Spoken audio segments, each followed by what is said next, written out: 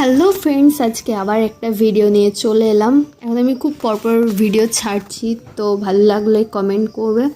তো আজকে যাচ্ছিলাম পুজো দিতে, আমি আর দিদির বার্থডে, তাই যাচ্ছিলাম ছিন্নমস্ত পুজো দিতে।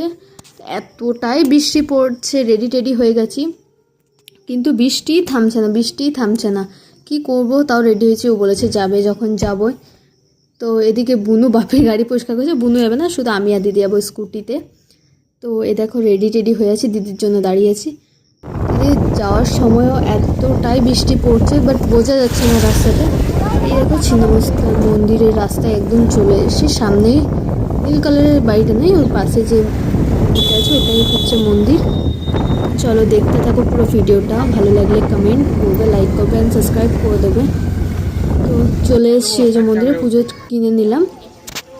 এই দেখো পুজোর কিনে পরে এদিকে যাচ্ছি মন্দিরের দিকে।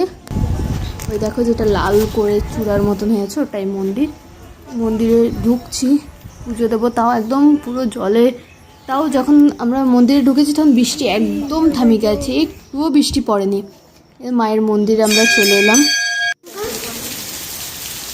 তো এই দেখো আবার মন্দিরে পুজোটা হয়েছে, তাতে এত বৃষ্টি পড়ছে, ওখান থেকে আর বেরোতেই পারছিলাম না, তো ওখানে বসেছিলাম অনেকক্ষণ। তারপরে দেখো বেরিয়ে গেছে, একদম বৃষ্টি থামিয়ে গেছে।